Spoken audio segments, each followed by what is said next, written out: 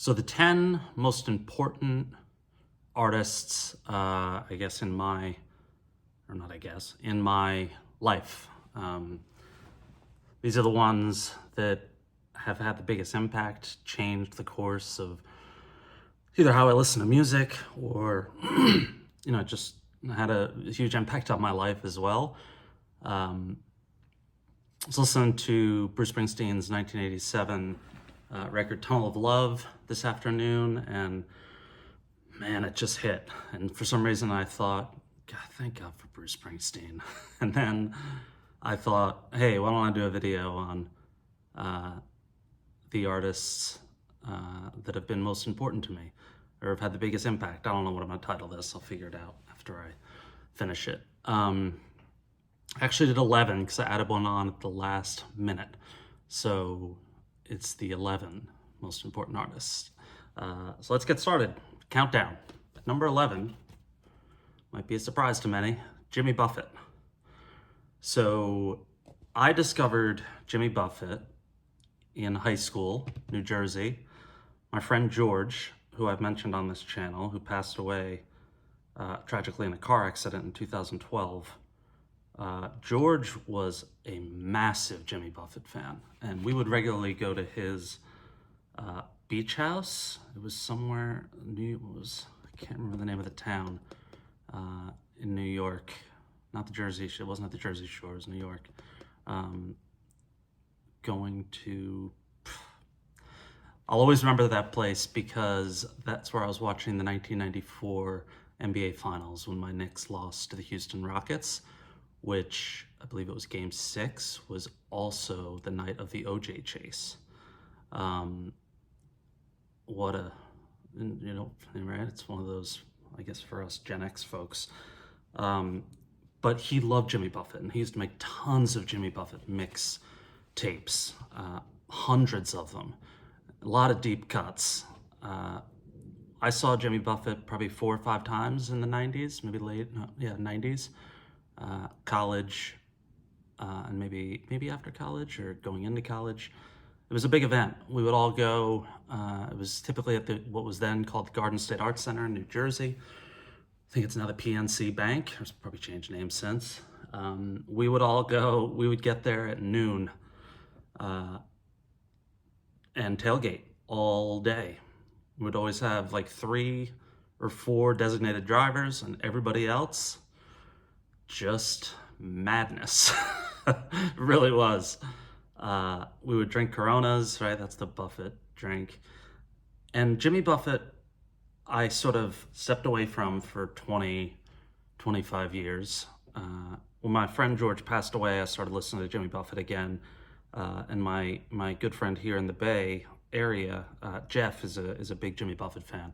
And he sort of got me back into him as well. But Jimmy Buffett always just reminds me to not take music so seriously. Like, it's supposed to be joyful, right? Or at least, that's supposed to be one of the emotions it brings out in us, is happiness and having a good time. And few are better than Jimmy Buffett at that. I pull out this record specifically, A1A. I think this is a perfect record. I've talked about it, I think, a few times on this channel, but Making Music for Money, Door Number 3, Dallas, Presents to Send You, Stories We Could Tell, Life is Just a Tire Swing, A Pirate Looks at 40, Migration, Trying to Reason with Hurricane Season, Nautical Wheelers, and Tin Cup Chalice. Those are all the tracks on the record, and they are all either very good or great. Migration is one of my favorite songs of all time. It goes on my top 100 lists. And I'm really bummed that I didn't get to see Jimmy Buffett in the last, it's probably been at least 25 years since I've seen him. Just what a fun artist, and just so many memories from high school, mostly high school. College just sort of moved on from his music, and now I've returned to it recently, and I listen to him all the time. The official top 10, that was official too, but now it's the actual top 10. At number 10 is the band Slobber Bone. Discovered Slobber Bone in the mid-90s, going to South by Southwest. They are from Denton, Texas. Brent Best, the lead singer, who I have mentioned many times because my dog Bennett is on the cover of his record. You've all seen that a million times. But Slobber Bone was one at a time when first time that I really struggled, and probably my worst case of depression. I was young. I was 24, 25. I was in Austin. I think I've told the story. I was just not doing well. Had some stuff going on in my life, multiple things, family and dating life. That I was young, and I went to see a Slobber Bone show after a string of 3 sleepless nights, and I couldn't sleep from anxiety, and I was just in a bad place. And Slobber Bone, to this day, I will say it was definitely the most important show I've ever seen, and I will probably say the best show I've ever seen. Up there with Springsteen 92, 93 with Lane, when he brought Clarence Clemens out during 10th Avenue Freeze Out. But this Slobber Bone show, I'll never forget the feeling. First time in weeks, if not a month or two, that I felt hope and joy, and it overtook my entire body. Seeing them in the pouring rain at Club DeVille with, 30 other people. Jimmy Smith from the Gourds came on stage. They did Neil Young's Powderfinger, which is one of the best live moments of my life. And I've become friends with Brent Best and some of the other guys in the band I've gotten to know over the years. And Brent played at Lane's Memorial in July of 2021. So just an enormous band in my life. Absolutely love them. I think out of all the bands that I really, really love, who I thought never got their due, if I could pick one that made it, it might be Slobber Bone. There are a bunch, but Slobber Bone's right up there. Just love those guys. And we'll have some news on the Slobber Bone front. I don't mean to be cagey, but something we're putting together that we'll be announcing soon. At number 9, Public Enemy. Talk about them all the time. My introduction to hip-hop. Discovered them in 1987, I think, when It Takes a Nation of Millions to Hold Us Back came out. It was the first CD I ever owned. A friend bought it for me. They bought me that record and Bobby Brown's, I can't remember the name of his huge hit record, My Prerogative. I think that was the name of it. And Public Enemy are responsible probably for what I ended up majoring in college. I was a sociology major. I think I fell 1 credit short of a Black Studies minor. Having come from an almost entirely white, pretty conservative town in New Jersey, all my friends in high school, or my close friends that I played basketball with, really got into hip hop. My buddy Dan turned me on to a million acts, many of which I still listen to today. But Public Enemy, I think Chuck D spoke at my college when I was there, and I couldn't make it, and I remember how bummed out I was. They were just a huge. They make it was my first sort of really looking at the political side of music, and again, I've said so many times how many artists they opened my eyes up to, but they could be in the top 5 just in terms of the impression they left on me. I've seen them twice. I saw them at South by Southwest. They played in the Park. It was great. And then I saw them when I saw the Replacements in 2013 in Denver, whatever that festival was called. Riot Fest, I think. Yeah, Public Enemy. I think it was there that I saw them. Pretty sure that's right. So Public Enemy at number 9. Number 8, REM. I mean, really the first indie rock band that I fell in love with. Very much inspired by my older brother Lane, who's a huge fan. He used to always talk about when he waited online outside of the Orlando Arena. Remember, sometimes you have to wait at arenas to get tickets? And him and his friend Butch, who I'm still friends with and I may see soon when I head back to New Jersey, waited outside for REM tickets on the Green tour. And Lane would always talk about that night. just sort of the meeting of sort of community and music. Lane told some wonderful, wonderful stories on that front. But REM, I listened to in college. I remember my freshman year of college, how much I was listening to Automatic for the People. And I got to see them on the Monster Tour in Massachusetts. Betty Servier opened. But, you know, most, I don't know, 30% of this is sort of indie rock, maybe 20%. Like, you know, 90s through now. And, you know, stuff like Pavement and Bill Callahan, Smog, Bonnie Prince Billy, you know, indie rock. And REM, I'm going to do another video on the greatest American bands, in my view, and they will be very near the top. So coming in at number 8, the incredible REM. At number 7, Nick Drake. I was going to pull one of his proper records, but they're in a box set in a separate section. So I pulled this. Nick Drake, just lyrically, his story, his battles with depression. I saw his sister speak in San Francisco. It was one of the most, with Joe Boyd, Nick Drake's producer. I think Joe Boyd produced a lot of great stuff. Just hearing about Nick's life. You know, these are some of the greatest songs ever written. Nick Drake put out 3 records. They're all perfect. And he did not get his due when he should have. And now he has, right? People often cite the Pink Moon Volkswagen commercial that played a role in finally getting Nick Drake some coverage. And that was right around the time, a little bit before that, my buddy Brian from college had turned me on to Nick Drake. But I will listen to Nick Drake for the rest of my life consistently. What's the line? Is it in High Fidelity or something? Like if you go on a date and you go to the girl's, or after a date, if you go to the girl's apartment and she has a Nick Drake album, you're gonna marry her? Something like that. That almost happened to me with someone. So Nick Drake, God, I love him. So I'm counting. That was 10, 9, 8, 7, number 6. And he's just been along for the whole ride. Neil Young. Saw him once in 1992 or 1991 at the Beacon Theater in New York. Just him and a bunch of acoustic guitars. Was absolutely tremendous. Probably listened to him the most out of anybody in college. And I still buy everything that he puts out. I am going to see him with Crazy Horse in San Diego. Bought a ticket to see him with, I guess, Nils and the rest of the band. When is that? April? Yeah, April. And I may see him at Jazz Fest in early May. You all know Neil Young. If I were to look from start to beginning, Neil has been there.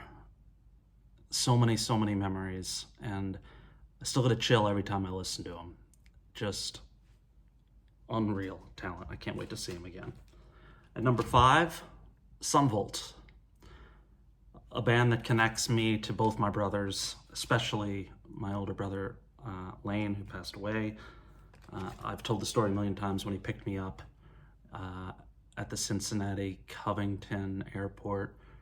It was about 110 degrees, 100% humidity, and he had the advance demos of this, and it was one of the best days of my life. I have seen Sunvolt probably 20, 25, maybe 30 times. Some great memories. The Mercury Lounge in New York City, the Paradise up in Boston, Maxwell's, which has since been shuttered, in Hoboken. And Jay Farrar is just a king to me, one of the greatest songwriters of all time.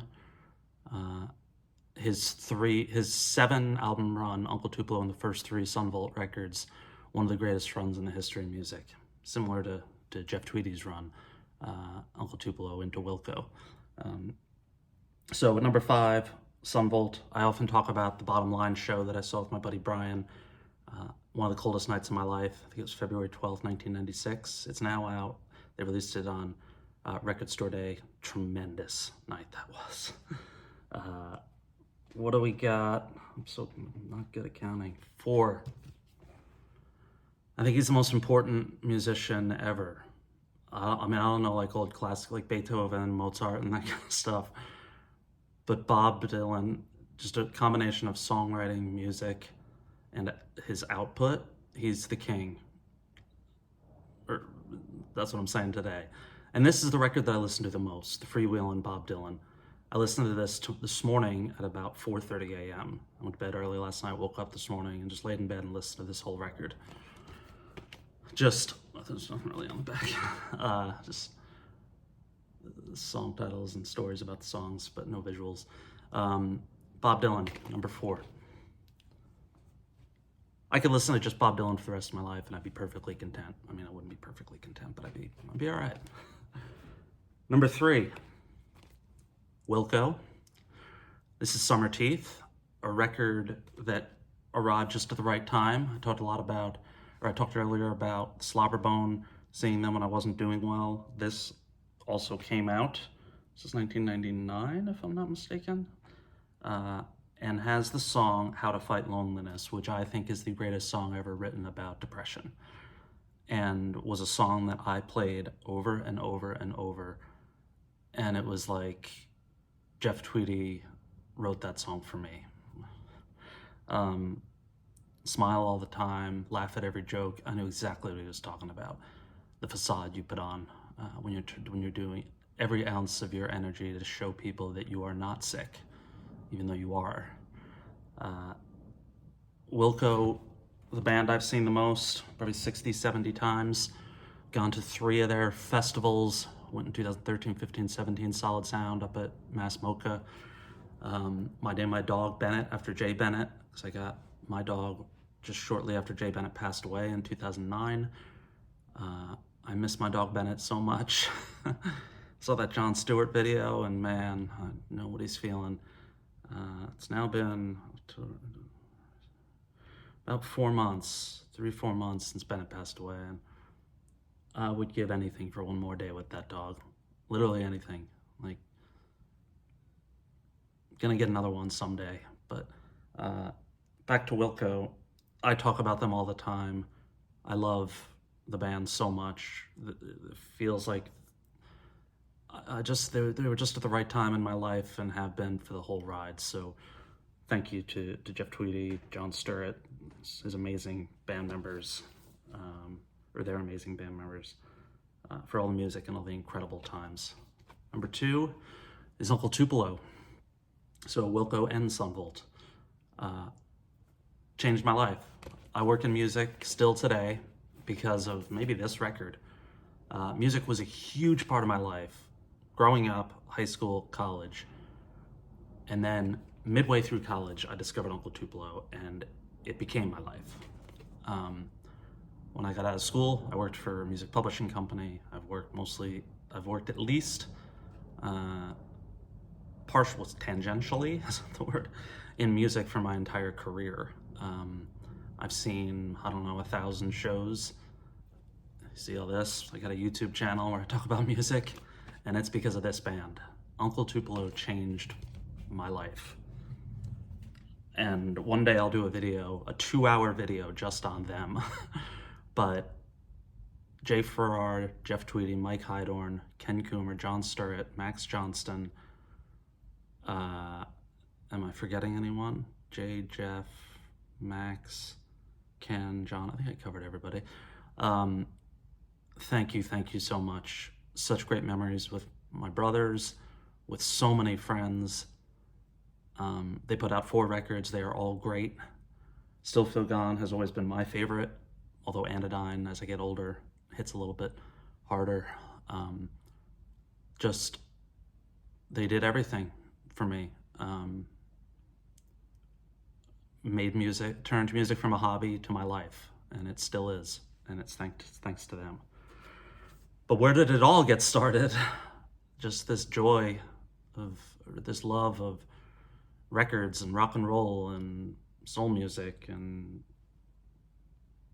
punk and singer-songwriters. Bruce Springsteen, and This is the River. Really, really important record to me growing up. My father used to play this record all the time. Every time I hear Point Blank, I'm thrown back to the house that my father lived in the early 80s in northern New Jersey.